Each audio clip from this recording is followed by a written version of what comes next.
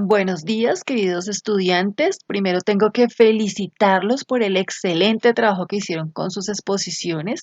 Es muy importante que aprendan a interpretar textos, a interpretar videos, a argumentar y a explicar fenómenos científicos. Por eso estos días hemos estado haciendo este tipo de trabajos. Ahora bien, vamos a sintetizar toda esa información que aprendimos durante esta semana. Vamos a recordar que existen muchas pandemias en la historia, que han existido en la historia muchas pandemias, que tal vez es la primera a la que nos enfrentamos, pero que a lo largo de la historia han existido muchas pandemias. Que cuando hablamos de pandemias cuando es una enfermedad que afecta a todo el mundo, ¿cierto? A todos los países. Eh, que además, ¿cierto? Influyen negativamente, ¿cierto? En la historia de un país o del mundo y que afectan su economía, la sociedad, la política, etcétera. Bueno, y aquí en esta imagen vemos muchas pandemias, ¿cierto? Que se han presentado a lo largo de la historia, como la peste antonina, la epidemia de la viruela, la peste negra o más conocida como la peste bubónica, la viruela, que han sido pandemias que han azotado al mundo con un número muy grande de muertes. Entonces vemos que, por ejemplo, con la peste negra murieron aproximadamente 200 millones de personas, con la viruela 56 millones, etcétera. En esta imagen vemos otros virus que han provocado pandemias, como lo son el brote de cólera, la fiebre amarilla, el VIH, la gripe española, la gripe asiática. Estas epidemias pues han sido una constante a lo largo de la vida del ser humano, ¿cierto? Han acabado con millones de personas y han provocado crisis políticas, sociales y económicas que han transformado la historia mediante los virus y las bacterias. Ahora, como lo estamos viviendo con la pandemia del coronavirus, ¿cierto?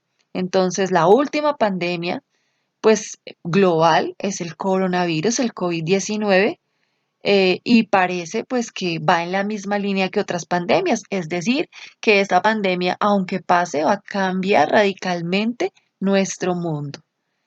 Pero es importante entender que esto ya ha pasado y que finalmente de alguna manera pues vamos a recordar esto como un hecho histórico que debimos enfrentar. Es importante que comprendamos entonces que el COVID es un virus como muchos que se han presentado a lo largo de la historia. Sin embargo, que hoy el mundo cuenta con una gran tecnología que está preparado para hacer frente a estas pandemias gracias a los avances científicos eh, y de esta manera pues poder disminuir el número de muertes. Bueno, entonces, durante toda esta semana nos preguntamos si los virus eran seres vivos. Resulta que los virus no son seres vivos. ¿Y por qué no son seres vivos? Porque no están dentro de la teoría celular. Entonces, ¿cómo así? Pues básicamente los virus no están formados por células y por lo tanto no se acomodan a la teoría celular. Entonces, cuando expliquemos cada uno de los postulados de la teoría celular, pues vamos a entender mejor por qué los virus no son seres vivos, aunque pueden causar pandemias, aunque pueden causar muertes, aunque pueden eh, cambiar drásticamente el mundo y afectar a los seres vivos. Entonces, básicamente, los científicos encontraron que habían características comunes en las células y crearon esto que se llama la teoría celular. Entonces, bueno, lo primero es que la célula es la unidad estructural porque todos los seres vivos están formados por ellas. Entonces ya sabemos que los virus no son seres vivos porque no están formados por células. Entonces, la célula es la unidad estructural porque todos los seres vivos están formados por células, por lo menos una célula, como las bacterias, eh, o por muchas células, como los organismos pluricelulares, plantas, animales y demás. El segundo postulado entonces me dice que las células son las unidades funcionales. ¿Qué significa eso? Que son capaces de realizar todas las actividades propias de los organismos. ¿Cuáles? Es que en una célula ocurre todo lo que hace un ser humano. Por ejemplo, en una sola célula ocurre la respiración, la reproducción, el crecimiento, la muerte, ¿sí? La digestión, la alimentación, etcétera. Todo lo que ocurre, hacemos nosotros, se hace también en una célula. Por eso se dice que las células son las unidades funcionales de los seres vivos. La tercera es que la célula es la unidad de origen. Para que un ser se origine, para que haya un ser vivo, necesitamos de un origen que es una célula. Toda célula proviene de otra célula. Entonces, por eso la célula es la unidad de origen. El cuarto es que la célula es la unidad de la herencia. Resulta que en las células, en el núcleo de las células, se encuentra el ADN y toda la información genética necesaria para transmitir de generación en generación. Por eso, en la célula es donde está toda la información genética que va a pasar de nuestros padres a nosotros y de nosotros a nuestros hijos, a nuestros nietos y etcétera. Entonces, la célula es la unidad de la herencia porque contiene la información hereditaria que se traspasa de generación en generación. Ahora ustedes, queridos estudiantes, van a escribir la fecha del día de hoy, van a escribir el título, teoría celular, y van a copiar esta diapositiva. Las anteriores no, pero esta diapositiva la vamos a copiar en nuestro cuaderno. Listo. En este dibujo, entonces nos presenta y nos sintetiza la información anterior.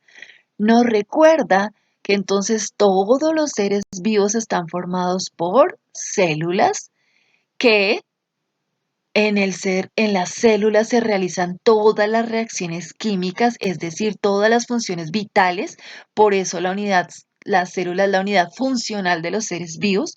Entonces aquí vemos reacciones químicas, por ejemplo, para hacer la digestión de los alimentos, que aquí vemos el ciclo celular, donde las células se reproducen. Fíjense que aquí vemos como de una célula se obtienen dos células hijas. Entonces, a partir de una célula se originan otras células. Y finalmente, aquí vemos el ADN, ácido desoxirribonucleico, que está presente en las células, ¿cierto? Y que lo obtienen presente los seres vivos para transmitir esa información genética de generación en generación. Queridos estudiantes, este solamente era un ejemplo para entender la teoría celular. No lo vamos a hacer. Recuerden que la anterior diapositiva sí, pero esta no. Aquí solo vamos a recordar que los seres vivos están formados por células, o sea que son la unidad estructural, que se realizan todas las funciones vitales, o sea que es la unidad funcional de los seres vivos, que de una célula se originan otras células, o sea que la célula es la unidad de origen de los seres vivos y que las células contienen la información hereditaria. Por eso la célula es el carácter hereditario de los seres vivos. Queridos estudiantes, y para terminar, para sintetizar esa información que hemos trabajado, vamos a copiar también esta diapositiva en el cuaderno. Recuerden que solo vamos a copiar la diapositiva 3 y la diapositiva 5. Entonces, la célula como unidad vital. Entonces, la célula, recuerden que es la parte más pequeña y sencilla que tiene un ser vivo o la parte más pequeña que tiene vida, ¿cierto? Básicamente, entonces, me recuerdan que la célula es la unidad morfológica de los seres vivos, es decir, que forma, que construye a un ser vivo. Recordemos entonces que las células, aquí vemos celulitas musculares, forman un tejido, que es el tejido muscular. Esos tejidos forman órganos y los órganos forman sistemas y los sistemas forman a un ser vivo. Acá vemos otras células como las neuronas, acá vemos un espermatozoide, acá vemos los glóbulos rojos y entonces todas estas células son la unidad morfológica porque forman parte de los seres vivos, lo construyen. También me explican que la célula es la unidad fisiológica porque en las células se realizan todas las funciones vitales. Por eso en esta imagen me muestran alimentos, porque en una célula se respira, se reproducen, se nutren, excretan sustancias, etcétera. Y también aquí vemos los núcleos, el ADN, los cromosomas, también la célula es la unidad genética, ¿cierto? Porque otra vez me recuerdan que toda célula proviene de otra célula. Y entonces por eso vemos aquí los cromosomas, vemos cómo a partir de una célula, yo finalmente después de este proceso de reproducción obtengo dos células. Queridos estudiantes, que tengan un feliz de semana. Nos vemos la siguiente semana. No olviden enviarme los apuntes con la fecha y los apuntes de la diapositiva 3 y 5 con sus respectivos dibujos. Feliz día.